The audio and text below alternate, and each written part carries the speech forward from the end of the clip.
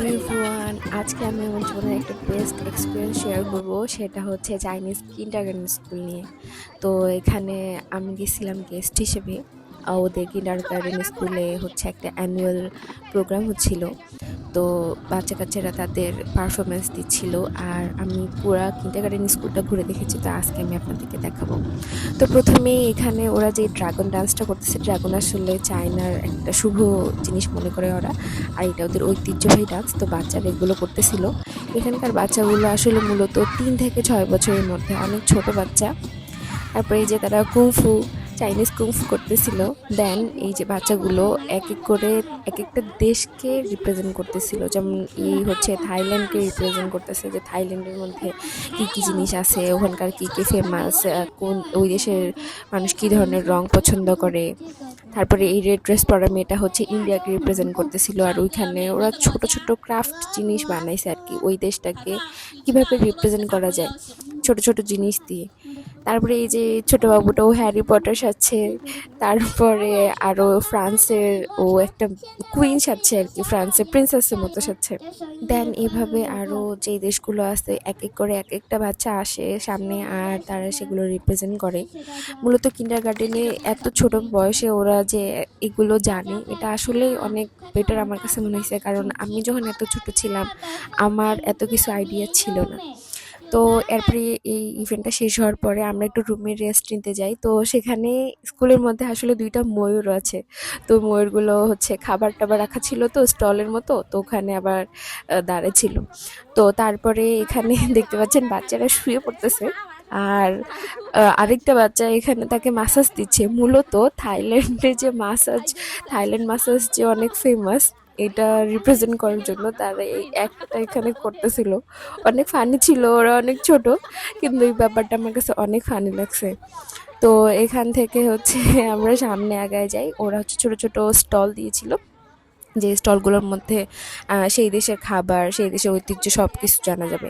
তারপরে এখানে আচ্ছা, এই যে এরা হইলো মাছ বিক্রি করতেছে। তো মাছ তো এখানে দেওয়া নাই, কারণ ছোট বাচ্চা তো, মাছ অনেক গরম ছিল, রোদ ছিল, তো নষ্ট করে ফেলবে আর কি। তো তারপরে এখানে ওরা থাইল্যান্ডের একটা স্টল দিছে, বলতে গেলে থাইল্যান্ডের স্টল, কিন্তু খাবার আর কি যেভাবে রিপ্রেজেন্ট করা যায়।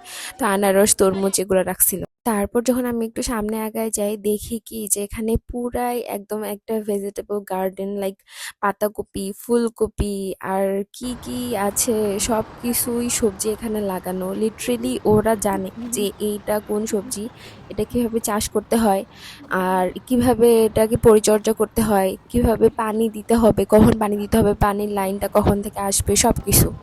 তারপরে এটা ছিল একটা মিলিটারি বেস, লাইক এটা হচ্ছে টানেলের মতো বানানো, আবার মিলিটারি জিনিসপত্র। আমার এত নলেজ নাই ওরা এখানে কি করে আমি জানি না, তবে এটা মিলিটারি একটা বেজের মতো।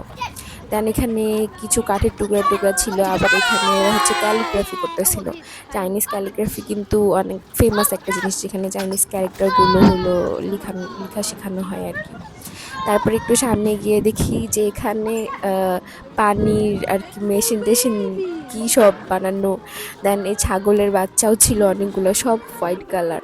তারপরে যেখানে গেলাম, এটা হচ্ছে ওরা ইজিপ্টের ডান্স করতেছিল। ইজিপ্টের ডান্স কিভাবে করে বাচ্চাটা শেখাচ্ছিল, অনেক ফানি দেখাচ্ছিল, কিন্তু মজা লাগতেছিল, অনেক ছোট বাচ্চা ওরা। তারপরে এই ম্যামটা ওদেরকে হচ্ছে ওই পেপার ক্রাফট যেটা হয় এটা শেখাচ্ছিল। তারপরে ভিতরে গিয়ে দেখি ওরা সবাই এক একটা করে স্টল দিছে। এই স্টলের মধ্যে ওরা এক একটা জিনিস নিয়ে কিভাবে হচ্ছে রিপ্রেজেন্ট করতেছে আর কি, এক একটা দেশকে। তো এইখানে ওরা হচ্ছে কোন দেশ রিপ্রেজেন্ট করতেছে এটা আমি জানি না, আমি বুঝতে পারিনি আর কি। দেন এই বাবুটা, ও ও অনেক ট্যালেন্টেড, ও যে কোনো জিনিস মাথায় ব্যালেন্স করতে পারে। ও এই যে যে বোর্ডটা, এটা পুরোটাই ব্যালেন্স করতেছিল। তারপরে আরও আমাকে যেখানে সব কিছু রাখা ছিল ও সব দেখাচ্ছিল, কিন্তু এই ছোট মেয়েটা ও আবার পারে না। তো এটা দেখে যে ছেলেটা পারে, ও খুবই মজা পাচ্ছিল, যারে ও তো পারে না। যাই হোক, তো এগুলো এক একজন এক একটা ট্যালেন্ট। তারপরে এখানে কিছু হ্যান্ডক্রাফট জিনিস রাখা, পুতুল বানানো, যেগুলা ওরা ওখানে রাখছিল, বাকি সবাই এই যে কাজ করতেছিল। তারপরে আমরা একটু ভিতরে গেলাম, এখানে পুরো একটা কিচেন রাখা, এখানে ওদেরকে শিখায় যে কিভাবে চাইনিজ খাবারগুলো লাইক ডাম্পলিং আর হচ্ছে আলাদা আলাদা ইজি যে ফুডগুলো বানানো, এগুলো শিখায়। তো আমরাও ওইখানে ওদের সাথে কথা বলতেছিলাম, পরে ওরা আমাদেরকে হচ্ছে খাইতে দিচ্ছিল, যে খাবার বানাইছিল আর কি এটা। দেন আমরা ওদের সাথে বসে পড়ি ডাবলিং বানাতে। এই যে আমি একটা রোজ বানাইছি, এই রোজ দেখে আবার ওরা সবাই অনেক খুশি, আমাকে বলে তুমি কিভাবে বানাইছো আমাকে বলো। আর এই বাবুটা এত এত কিউট ছিল, ওর গালগুলো পুরো মানে লাল হয়ে আসছিল। আর ওকে আমি বলছি যাইও যাইও, মানে প্রেশার দিতে আর কি, যেন ডাবলিংটা আটকে থাকে এক পার্টের সাথে আরেক পার্ট। বলে এই তো আমি করে ফেলছি। তারপরে এই যে ভিতরে আরেকটা ভিউ, এখানে সবকিছুই ছোট ছোট করে রাখা। আর এই রুমটাতে ওদের জন্য কেক রাখা ছিল, এটা একটা থিয়েটারও। আর এই থিয়েটার হয়তো ওদেরকে মুভি টুভি দেখায়। এখানে ওরা বসে খাওয়া দাওয়া করতেছিল, অনেক সুন্দরভাবে সাজানো ছিল, আমার দেখে অনেক ভালো লাগছে। আর এখানে আমাদের ইউনিভার্সিটি কিছু ফরেনার যে টিচার তাদেরও বাচ্চারা এখানে পড়ে পরে, ওরা আমাদেরকে একটি গিফট দেয়। ব্যাস এই, থ্যাংক ইউ সবাইকে, আল্লাহ হাফেজ।